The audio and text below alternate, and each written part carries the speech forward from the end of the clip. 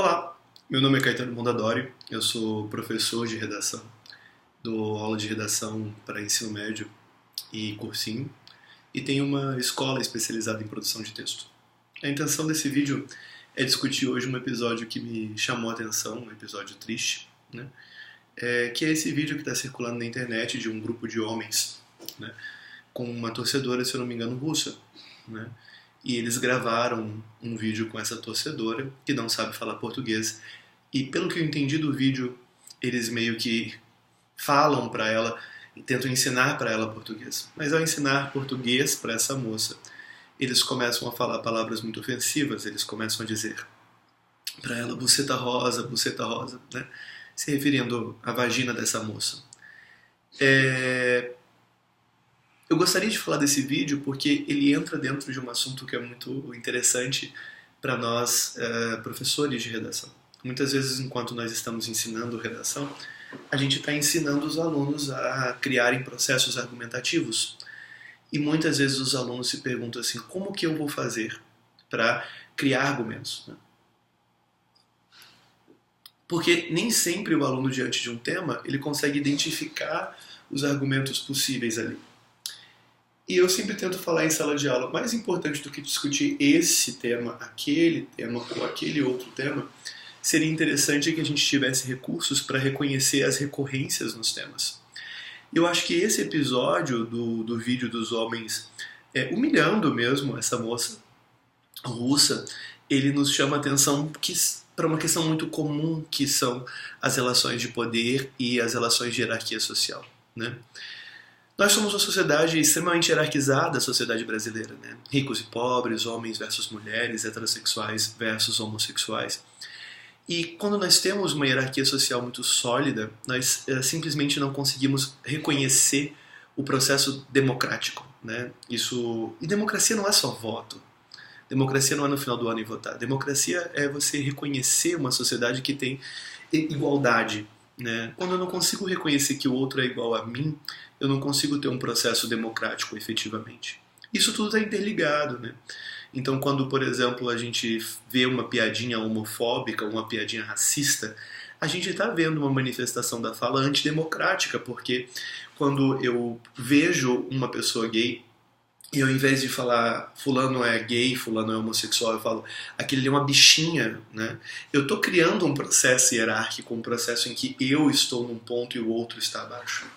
Como nós somos uma sociedade muito hierarquizada e os espaços de poder são extremamente segregados e divididos, nem sempre as pessoas que fazem parte das elites, sejam elas econômicas ou sexuais, ou mesmo aquelas pessoas que fazem parte de grupos que não sofrem preconceito direto, nem sempre essas pessoas têm condições de perceber a violência que cometem, porque elas estão em grupos hierarquizados superiores que nunca sofrem questionamento. Então é difícil explicar, por exemplo, para um homem heterossexual que alguns tipos de postura que essas pessoas cometem são violentas, porque nem sempre essa pessoa vive num espaço onde ela vai ser questionada. Ela sempre brincou sobre o amigo dela ser viadinho, fulano é bicha, e como ela está sempre no espaço de poder, onde todo mundo pensa como ela, ninguém vai chegar até ela e vai falar, olha, isso é errado. A mesma coisa em relação ao machismo, né? Todos nós vivemos uma sociedade machista. Eu sou um homem e sou machista. Infelizmente a gente tem que admitir isso, né? Eu não me sinto autorizado para falar sobre essa relação, porque é claro que eu sou influenciado pelo meu próprio preconceito e pela minha visão de mundo limitada enquanto homem, né? Mas eu acho que um bom passo que nós homens temos é admitir nosso próprio machismo, admitir que nós somos fruto de uma sociedade que privilegia o homem, admitir que nós temos mais espaços de fala. Talvez eu me sinta um pouco menos machista, olha a minha ignorância, por eu ser um homem gay, mas homens gays também são machistas. Homens gays também cometem preconceitos imensos contra as mulheres. Eu vejo muitos gays tratando mulheres de forma pejorativa, eu sou um deles muitas vezes, e isso é um policiamento, isso é uma forma um questionamento que nós temos que fazer. Quando eu vejo aquele vídeo dos homens heterossexuais lá falando buceta rosa e humilhando essa moça, o que mais me intriga não é a violência em si, embora a violência seja intrigante. O que mais me intriga é o riso, né? Então eles estão ali cometendo essa violência e rindo e continuando. acho que talvez uma das coisas que mais intriguem na violência é o fato de nós não percebermos a violência que nós cometemos. Todos nós cometemos violências todos os dias e nós não nos damos conta da violência que nós cometemos. Eu faço um paralelo, né, em relação a esse fato da falta de criticidade diante da violência, por exemplo, a morte do Índio Galdino, né? Quando um grupo de jovens da elite, ali no final dos anos 90, começo dos anos 2000, em Brasília, decidiu que num sábado à noite eles não tinham nada para fazer e eles falaram, vamos queimar alguém? E eles foram no posto de gasolina, compraram gasolina, jogaram, né, num homem que dormia na rua. E era o Índio Galdino. Quando a gente vê isso, né, a gente fica assustado pensando assim, muito mais do que o ato da violência em si. Eram 4 jovens dentro de um carro e ninguém naquele momento falou assim, olha, eu acho que jogar fogo em um ser humano não é adequado. Quer dizer, em que grau, em que mundo essas pessoas vivem? Elas vivem num mundo em que ninguém questiona, em que ninguém olha para o outro, né? Então, não existe uma diferença do ponto de vista simbólico entre o que esses homens fizeram na Rússia. Homens ricos, porque para ir para a Rússia assistir jogos numa Copa do Mundo, né, não é a classe média baixa que faz isso, não. Então, essas pessoas não se questionaram em nenhum momento da violência delas? Não se questionaram. Assim como quando os assassinos do Índio Galdino decidiram que eles iam, né, queimar o Índio Galdino. Então eles não sabiam, depois um deles até falou, né, olha, a gente não sabia que era um índio, nós pensamos que fosse um mendigo, né? Então ninguém naquele momento, eles foram no posto de gasolina, compraram a gasolina, colocaram a gasolina no corpo de alguém, atearam fogo. Em nenhum momento desse processo alguém se questionou, isso é correto.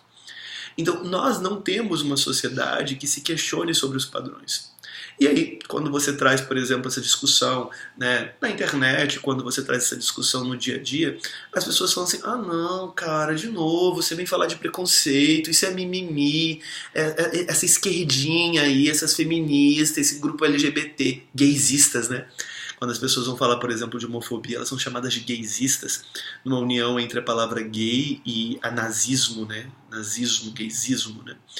Então, assim, a gente tem que começar a se questionar por que incomoda tanto discutir o preconceito e para que serve discutir o preconceito. A gente discute o preconceito porque a gente precisa perceber que não é natural uma sociedade tão hierarquizada que impede que as pessoas questionem a violência e parem de violentar umas às outras. Nós precisamos ter uma sociedade em que a violência seja discutida. Porque se a violência não é discutida, as pessoas começam a achar que é natural cometer violências, até que elas não percebam que são violentas, né? Então, o que mais me assusta nesse vídeo que eu vi hoje de manhã são que esses homens, eles não têm condições de perceber que eles estão sendo violentos, né? E quantas vezes nós não temos essa condição? Quantas vezes nós não temos a percepção de que nós estamos sendo violentos, né? Então, eu acho que fica, né, aqui esse questionamento e esse retrato. Às vezes, por exemplo, recentemente eu recebi uma carta de um aluno falando que eu sou muito agressivo em sala de aula, porque eu grito com os alunos quando os alunos não conversam. A gente fica sem respostas dentro dessa estrutura. Porque, por exemplo, eu estou em sala de aula há 12 anos, né? E os alunos não param de conversar. E aí você pede, e os alunos não fazem silêncio. E aí você fala, cala a boca! E você é violento. E aí o aluno fala, o professor fulano é agressivo. Mas ele não consegue perceber a violência de conversar. Do mesmo modo, quando você tem, por exemplo, homens sendo sistematicamente machistas.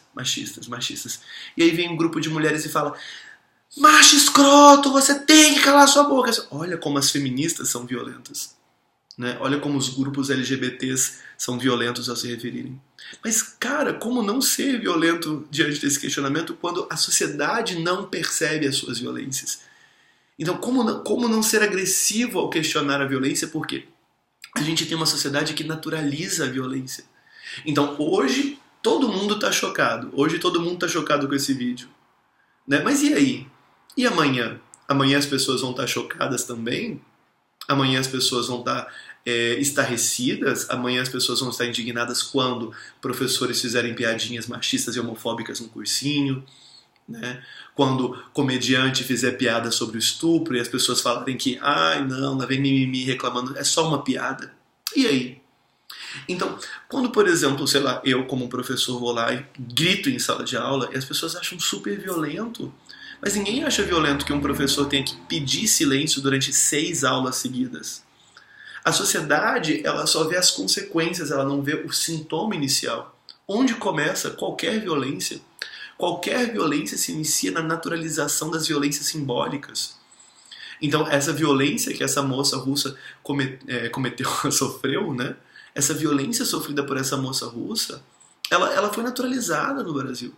Muitas mulheres passam por situações semelhantes ou piores do ponto de vista simbólico no Brasil todos os dias. E quando elas questionam, elas são simplesmente silenciadas, minimizadas. Há uma distorção de valores a respeito disso. Isso é um absurdo. O que nós, como brasileiros, vamos fazer a respeito? Esse é um grande questionamento, né? Eu queria lançar esse questionamento porque eu acho que essa indignação que nós estamos tendo, ela não adianta de nada se essa indignação ela não vier acompanhada de uma reflexão de necessidade de mudança. A gente realmente precisa mudar a origem do problema. A sala de aula precisa mudar, o jornalismo precisa mudar, o tipo de humor que nós consumimos e permitimos na mídia precisa mudar. Porque só assim as pessoas vão começar a perceber o quão violentas elas são, o quão violentos nós somos enquanto sociedade.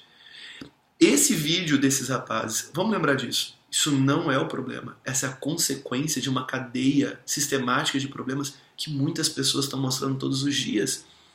Então não adianta você ficar indignado com isso se no dia a dia você silencia alguém que fala de preconceito. Vamos pensar um pouquinho a respeito. Fica aqui o meu abraço, né, e meu pedido de reflexão. Tchau pra vocês. Falou.